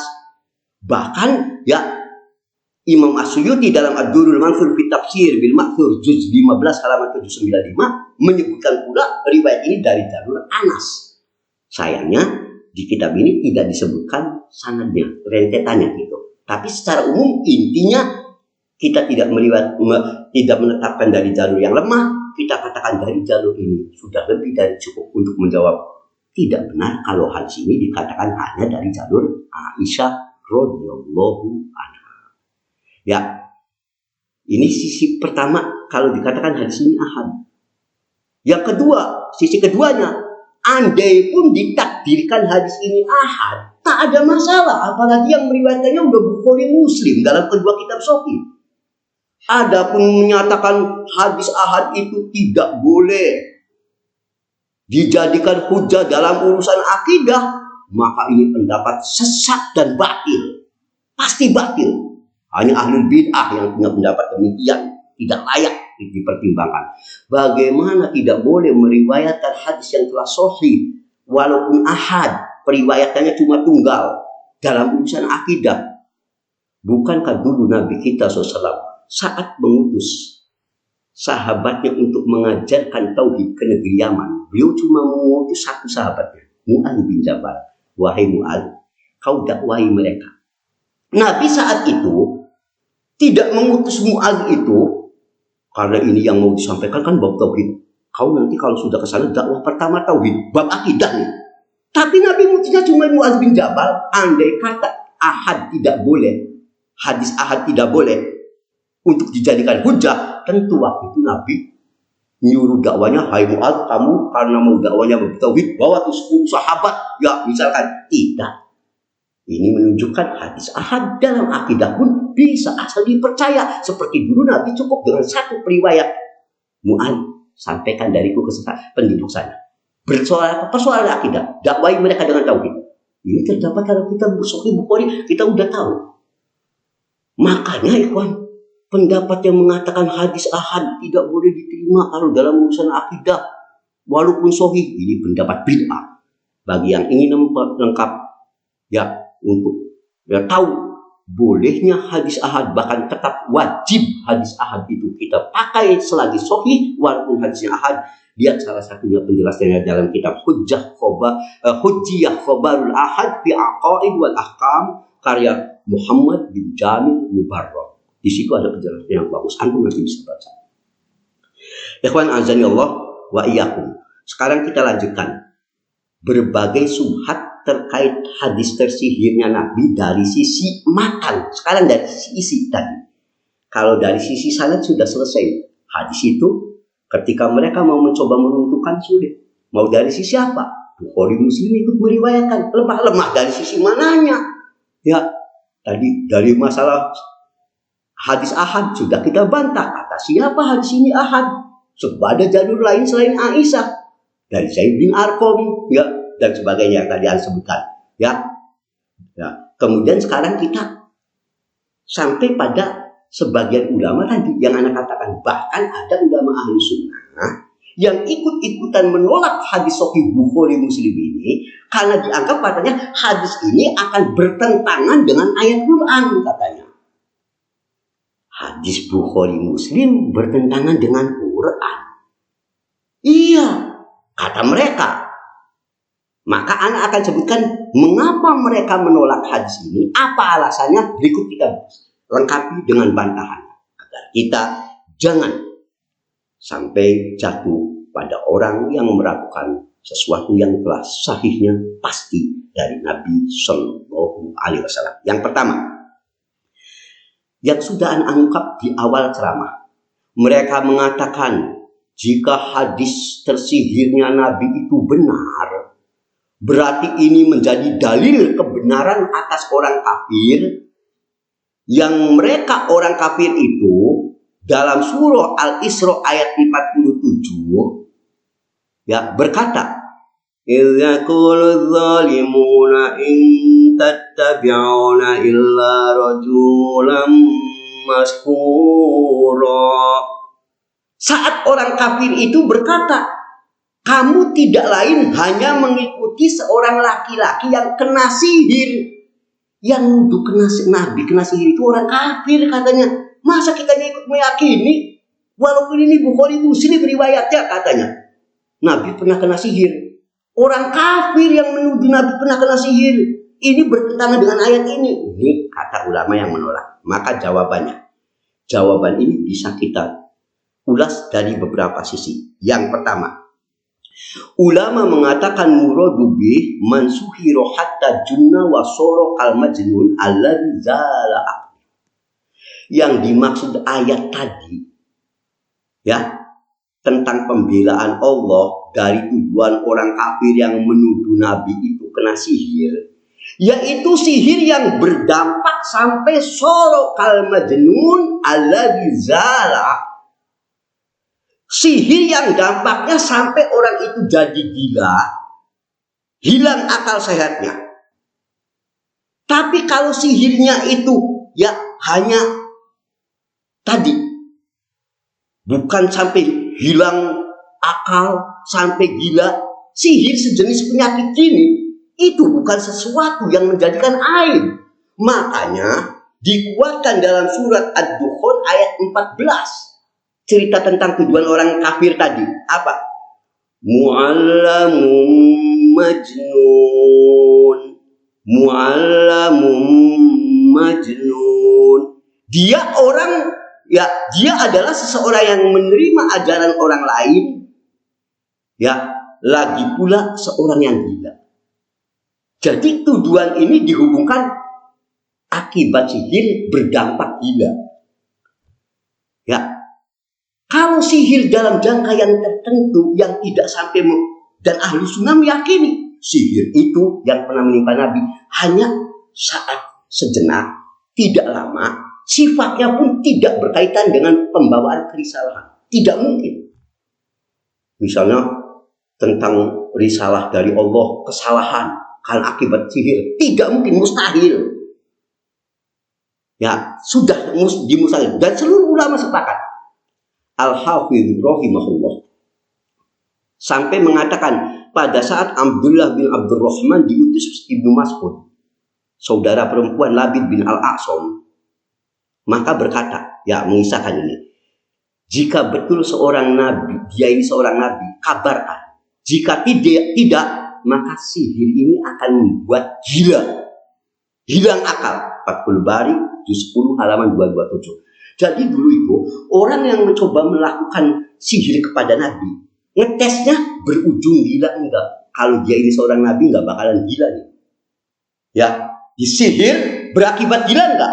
Ternyata tidak. Hanya nabi tadi, hanya saatnya terbayang beberapa saat seakan beliau pengen mendatangi istrinya, tiba-tiba tak mampu mendatangi istrinya. Ya, dan itu hanya berlangsung tidak lama.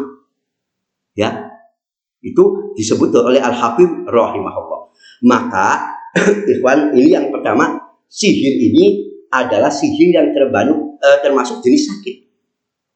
Ya, tidak ada pengaruhnya pada kerisalahan, tabligh beliau, tidak ada.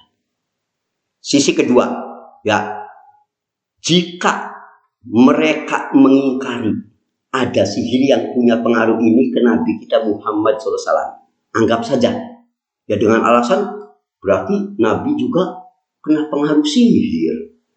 Bagaimana pendapat mereka tentang tadi yang anak kisahkan di awal? Bukankah Nabi Musa alaihi salatu wassalam pernah terpengaruh sihirnya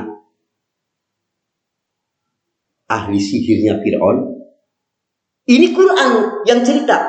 Nabi Musa begitu melihat tukang sihirnya Fir'aun melemparkan tali-tali yang seakan lalu berubah menjadi ular-ular yang merayap, sampai Nabi Musa ketakutan, ada pengaruh. Ini yang cerita Allah, Quran lagi.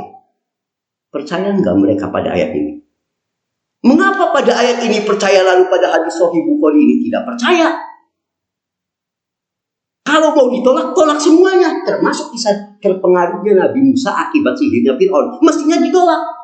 Kalau alasannya berarti ini membenarkan tuduhan orang kafir bahwa Nabi juga bisa kena pengaruh sihir. Loh, ya buktinya Nabi Musa alaihissalatu wassalam, ini kisahnya bukan di hadis lagi, di Qurannya sendiri. Dan Allah yang menciptakan itu. Kenapa tidak ditolak? Bukankah sama pada prinsipnya? Ini, kawan. Ya, sisi kedua. Sisi ketiga. Tadi. Bahkan Nabi Ayub yang seperti yang sampaikan di awal. Nabi Ayub alaihi salatu wassalam. Lebih dahsyat lagi. Pengaruh gangguan jin setan sampai fisik beliau yang tadinya sehat pada penuh luka, koreng dan sebagainya, sekujur tubuhnya. Seperti yang tadi Anda sampaikan. Tanaman-tanaman beliau yang tadinya subur menjadi hancur. Itu ulah setan. Wa kullu bi'idznillah. Ada pengaruh. Andai ini tidak ada, nggak ada pengaruh, tidak berbekas, tidak punya akses, buktinya ini Allah ungkap dalam ayat Quran. Ini bukan dalam hadis lagi. Apakah mereka juga akan menolak? Kok Nabi Ayub bisa diganggu jin sampai fisiknya kena? Mestinya ditolak lagi. Kalau mau konsisten, seperti mereka menolak hadis Sahih Bukhari terkait tersihirnya beliau. Mengapa kalau tentang Nabi Musa kena sihir? Iman Quran. Nabi Ayub kena gangguan jin sampai pada luka, iman. Giliran Nabi kita Muhammad SAW dalam Sahih Bukhari kena sihir sesaat, tidak iman. Aneh. Kalau mau tolak sekaligus, itu namanya konsisten. Ini sisi yang ketiga. Ya, jadi kita sekarang sudah tahu, ya, bantahan dikaitkan ini dengan perkataan tadi orang kafir. Kalau kita membenarkan hadis ini berarti benar dong perkataan orang kafir, sesungguhnya ini laki-laki yang terkena sihir. Ya, itu nanti tambahannya akan ada di bawah. Sekarang kita masuk dulu subhat kedua. Subhat kedua yang dilontarkan mereka yang mengingkari hadis tersihirnya Nabi. Katanya karena ini bisa bertentangan pula dengan firman Allah dalam surat Al-Maidah ayat 67. Di Al-Maidah ayat 67 Allah berfirman tentang Nabi kita. Allahu ya'simuka minan nas, wallahu ya'simuk minan nas. Allah memelihara kamu, menjaga kamu, hai Muhammad, dari gangguan manusia. Ini kan bukankah Allah yang sudah menyatakan Nabi kita itu ismah, maksum, terjaga. Bagaimana kita akan membenarkan Nabi jadi terkena sihir? Aneh, kata mereka yang menolak ini dengan alasan bertentangan ini. Jawabannya dari beberapa sisi. Pertama, ikhwan, yang dimaksud ismah, penjagaan Allah atas Nabi, ya, yang dikaitkan dengan masalah sihir ini sebagaimana yang dijelaskan ulama adalah keterjagaan Nabi dari segala sesuatu yang berbahaya yang berkaitan dengan tugas risalah. Ya, dengan keagamaan, wahyu, salah menyampaikan wahyu, itu yang dimaksud dijaga. Atau dari pembunuhan, kata ulama sebagiannya. Yang ini yang dijaga. Betapapun orang kafir berupaya ingin membunuh Nabi, Allah jaga. Tapi penting pula ini gitu. Dikatakan bukan berarti selalu Nabi tidak pernah mendapat luka, enggak pernah ada orang pengen membunuh Nabi mental semua, enggak. Bukankah kita tahu Nabi pun terkadang dalam perang beliau terluka, gigi gerahamnya sampai lepas. Padahal kalau mau ayat tadi dijadikan, mengapa di ayat itu Allah aku jaga, Nabi engkau hai Muhammad aku jaga dari gangguan manusia. Buktinya Nabi gigi gerahamnya sampai pada berdarah, luka berdarah, gigi gerahamnya lepas, kena tombak. Itu maksudnya tentu bukan seperti itu. Bukan berarti Nabi enggak pernah ada gangguan sihir. Tentu sihir yang tidak terkorelasi dengan kerisalahan beliau. Kalaupun ada beliau pernah dalam perang luka dan sebagainya, itu wajar. Tidak sedikit pun ini dianggap sebagai aib. Itu sisi yang selanjutnya. Ikhwan, sebetulnya tadi jadi maksum-maksum ini, ya, sifat ismah pada Nabi juga bukan seperti yang dipahami golongan Syiah. Syiah itu sampai menolak tentang Nabi Sallallahu Alaihi Wasallam pernah bermuka masam kepada Abdullah bin Umi Maktum tadi. Ya, sebab katanya maksum itu Nabi nggak pernah mungkin berbuat salah sama sekali, total nggak pernah. Definisi maksum yang demikian itu definisi dari kalangan Syiah. Yang dimaksud maksum dalam kalangan ahli sunnah bukan total nggak pernah keliru, walaupun bagaimana Nabi manusia biasa, pernah beliau keliru melakukan kesalahan yang kecil sifatnya, tapi bedanya yang dimaksud maksum, pertama kesalahan yang beliau lakukan bukan perbuatan keji seperti minum khamr, zina, nggak mungkin maksum beliau. Kedua, kalaupun beliau melakukan, dipastikan bukan hal itu dilakukan terus-menerus. Hanya sekali, khilaf beliau langsung ditegur oleh Allah, berhenti, selesai. Itulah maksum. Tapi bukan berarti total, belum pernah Nabi keliru satu kali pun. Tetap tadi buktinya, Nabi pernah bermuka masam. Allah turunkan abasa wa tawalla, dia Muhammad SAW telah bermuka masam. Allah tegur, pernah keliru. Tapi bedanya, tadi kesalahannya bukan tindakan keji. Keji itu maaf seperti zina, minum khamr, tidak. Ya, kekeliruan itu manusiawi. Beliau sedang menghadapi rombongan tokoh-tokoh, ada orang buta, miskin. Ya, kata kita, orang ini kenapa aku enggak nanti aja, kita kan lagi dihadapi tokoh penting, ente mau tanya, ya nanti. Sedikit Nabi menambahkan wajah ketidaksukaan itu kan wajar, sisi manusiawi. Tapi itu pun Allah tegur, selesai urusannya. Nabi pun minta ampunan. Tapi pernah berarti keliru, cuma kekeliruannya bukan perkara yang fatal. Dan itu tidak dilakukan terus menerus. Itu sisi yang selanjutnya. Ya, karena itu ikhwan, para ulama menyatakan pada dasarnya sihir yang menimpa Nabi itu sejenis penyakit sifatnya temporal sementara. Tak sampai mengganggu akal sehat, apalagi kerisalahannya. Ya, sementara aja. Ya, dikatakan annama asobahu alaihi salatu wassalam min sihri lam yatartib alaihi syai' mimma yukhillu birisalah wa yaqdah bin nubuwah. Wallahu jalla wa ala ismah minan nas bimma yamna'u risalah wa tablighiha. Maksudnya, maknanya ya, adapun apa-apa yang menimpa Nabi SAW berupa sihir, itu bukanlah sihir yang akan berdampak pada celaan atas kerisalahan dan dakwah beliau. Tidak. Ya, tapi itu hanya sekedar perkara-perkara yang tidak sampai level demikian. Bahkan dikatakan wa ismah minal qatl yang tadi Anda sampaikan. Dan ini juga Nabi terpelihara pula, Allah jaga itu seperti dari dibunuh orang. Nabi kita itu dijamin oleh Allah selamat. Dan itu terjadi. Ya, Nabi ada orang yang mencoba meracun apa, Allah gagalkan. Ya, tapi kalau cobaan biasa perang kena tombak, ya tetap kena gitu. Bukan kalau Nabi asal dipukul mental, ya tidak. Beliau kadang terluka, kadang beliau sakit kepala, mungkin meriang, ya wajar. Bukan sama sekali nggak ada gangguan gitu. Karena itu ya, itu melihat dalam Ma'alimut Tanzil karya Al-Baghawi juz 3 halaman 79 terkait masalah penjagaan itu. Ahli tafsir juga mengatakan begitu, ya. Jadi bukan sifatnya begitu, ya, terus-terusan. Ya, itu juga dikatakan Qadhi Iyad rahimahullah. Sihir itu jenis satu penyakit, dan mencegah penyakit ini bagi Rasulullah SAW boleh-boleh saja. Sihir ini merupakan penguasaan terhadap jasad manusia dan menimbulkan rasa luka. Wajar, ya. Dikatakan juga itu tadi oleh Al-Qadhi Iyad, ya, sebagaimana dikutip oleh Ibnu Hajar dalam Syarah Sahih Bukhari-nya. Ya, Ibnu Qayyim sama. Ya, beliau mengatakan as-sihrul ladzi asabahu sallallahu alaihi wasallam kana mardan minal amrad aridan syafahullahu anhu. Ya, sihir yang pernah menimpa Nabi itu hanyalah dari jenis penyakit.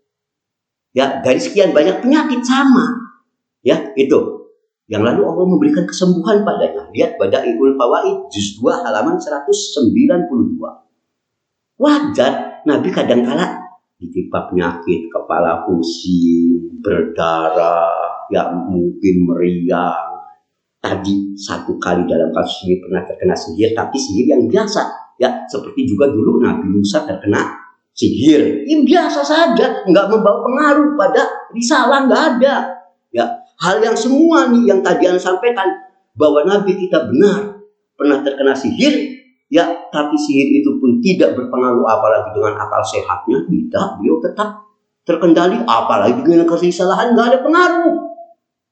Ya, itu juga temporal, hanya beberapa saat lalu Allah tolong, disembuhkan oleh Allah. Dengan Allah datangkan dua malaikat yang selalu memberitahu nih, ya, sihirnya di sini dan sebagainya. Selesai urusannya, nggak ada apa-apa.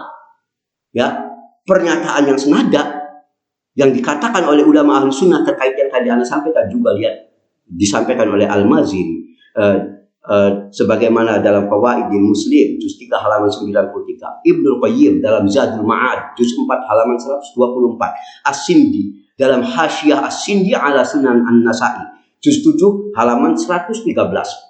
Kemudian juga Syekh Muhammad bin Abdul Wahhab rahimahullah menyampaikan yang sama tadi. Ini penyakit biasa. Nah, benar kena sihir, tapi enggak itu tadi sama. Disampaikan oleh Syekh Muhammad bin Abdul Wahhab rahimahullah dalam tafsir surat Al-Falaq dan An-Nas, ya, yang ditulis oleh Syekh Muhammad bin Abdul Wahhab rahimahullah halaman 3 dan 4. Juga dikatakan oleh Syekh bin Baz dalam Majmu' Fatawanya. Dan Syekh Fauzan juga mencatat hal ini dalam kitab yang beliau tulis, yaitu kitab At-Tauhid halaman 21 dan lain-lain. Dan bahkan ikhwan azani Allah wa iyyakum, bagian terakhir, inilah hal yang jarang dipahami oleh mereka yang menginginkan hadis tersihirnya Nabi. Sesungguhnya dalam hadis tentang Nabi itu sesuatu pernah terkena sihir, ada hikmah luar biasa. Banyak faedah yang bisa kita ambil. Tapi dalam kesempatan ini, anak akan sebutkan beberapa saja. Ada faedah tentang hadis, bukan untuk menunjukkan jadi aib bagi Nabi. Tidak, bahkan itu ada pelajaran dasar, bahkan menyangkut akidah. Mari Anda sebutkan beberapa saja. Hikmah mengapa Nabi pernah terkena sihir. Pertama, hikmah tauhid. Ini untuk menunjukkan bahwa pada dasarnya Nabi kita itu tetap manusia biasa. Beliau pada dasarnya manusia biasa yang tidak memiliki sedikit pun sifat uluhiyah yang bisa menangkal bahaya seenaknya, tidak bisa mendatangkan manfaat seenaknya. Beliau tetap dalam hal menolak bahaya, mendatangkan kebaikan. Itu hanya bisa dilakukan oleh Allah agar kita tidak gulu sekalipun kepada Nabi kita Shallallahu Alaihi Wasallam. Maka sengaja kalau Allah tidak pernah sakit, kalau Allah selalu sehat, kalau Allah selalu baik, itu adalah dia zatiyah Allah Azza wa Jalla. Beliau bahkan dia Allah yang menciptakan segalanya. Bahkan penyakit itu Allah sendiri pada dasarnya yang menetapkan. Beda dengan Nabi. Ya, kalau Nabi tetap beliau sisi manusianya, maka terkadang Allah berikan bala cobaan agar Anda tidak gulu. Sebab apapun Nabi kita itu pada dasarnya manusia seperti kita sama. Pada dasarnya. Bedanya beliau itu diberi wahyu dan keutamaan yang lain. Makanya dalam surat Al-Kahfi ayat 110, Qul innama ana basyarum mislukum. Sampaikan kepada manusia, hai Muhammad SAW, apa? Innama ana basyarum mislukum. Aku ini pada dasarnya manusia sama seperti Anda. Makan, minum, punya istri, punya keturunan, biasa. Ya, bukan kalau Nabi terbang seenaknya, ya enggak biasa. Waktu sakit ya sakit. Waktu lapar ya lapar. Pengen punya istri, pengen punya anak basyarun mislukum, sama seperti Anda. Hanya saja yuha ilayya annama ilahukum ilahun wahid. Hanya saja aku diberi wahyu. Ya, di mana wahyu? Ya, yang diberikan padaku itu adalah untuk menegaskan kepada Anda semua, ilahukum ilahu wahid. Konsep tauhid, ilah yang sada, ilah Allah. Tapi pada dasarnya anak basyarum mislukum.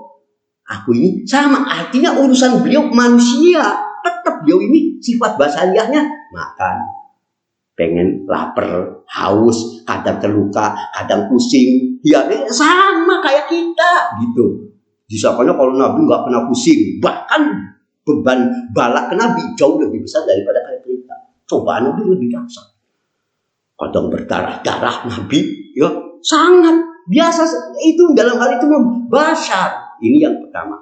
Makanya, ikhwan azani Allah, ya tadi Anda sampaikan setelah kita tahu dan sengaja Allah berikan ketetapan itu, ya untuk agar kita jangan gulu.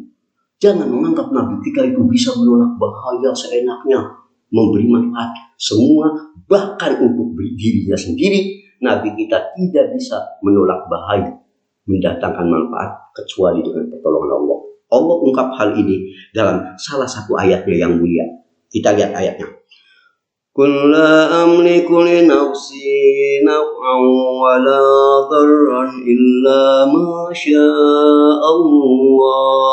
Katakan hai Muhammad sallallahu, la amliku li nafsi.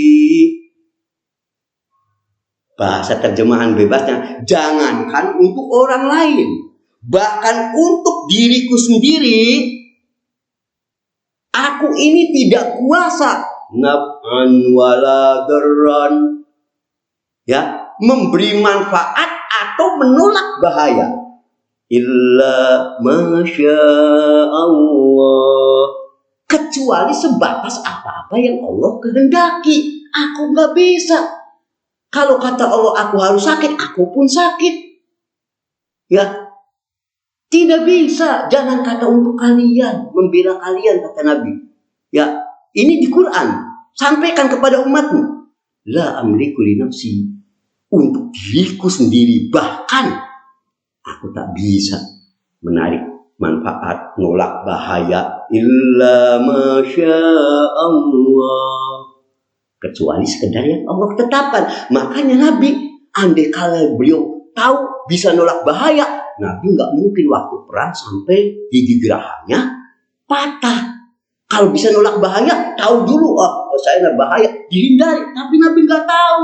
Kalau tidak karena ketetapan Allah, yang nggak bisa Nabi pun.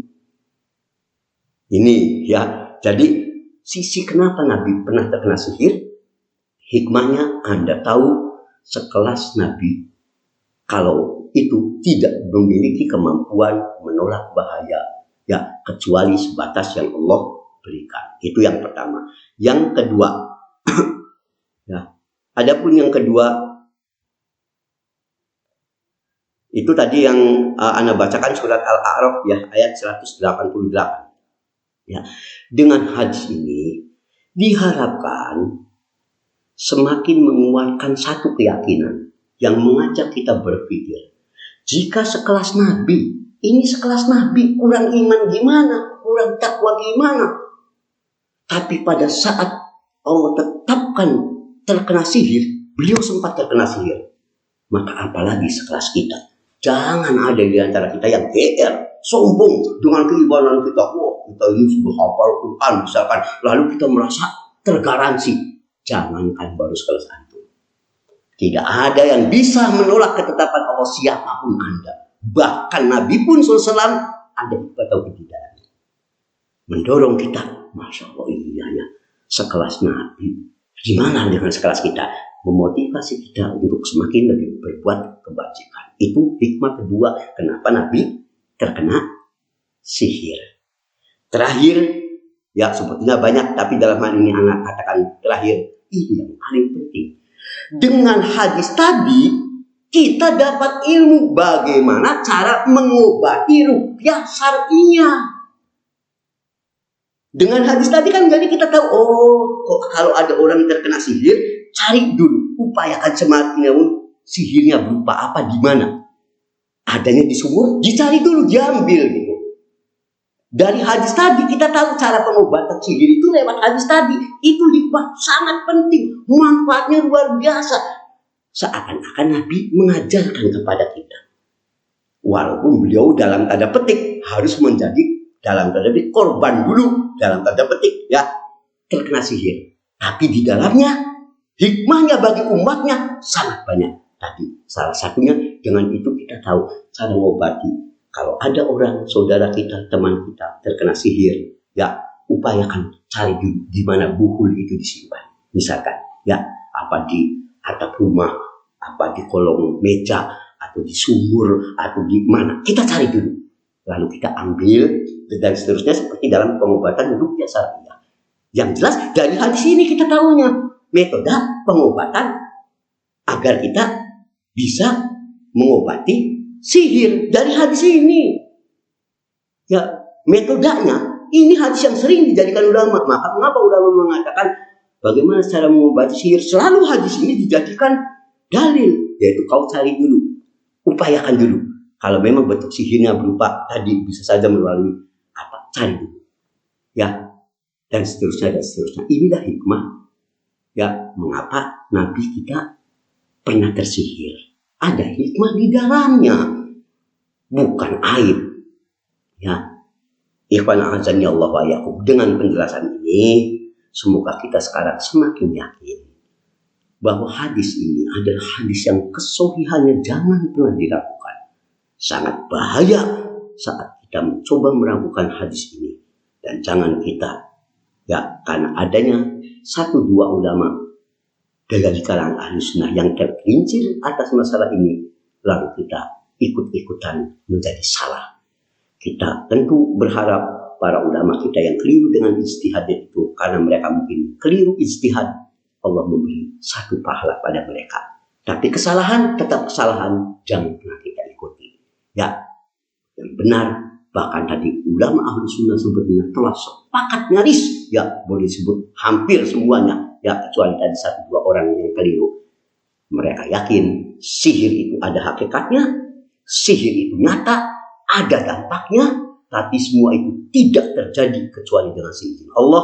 Dan sahih bahwa Nabi kita pun pernah terkena sihir, tapi sihir ini tentu tidak sampai mengganggu akal sehat beliau, sifatnya pun hanya sementara, dan apalagi tentu tidak sampai mengganggu kerisalahan beliau. Inilah yang bisa Ana sampaikan.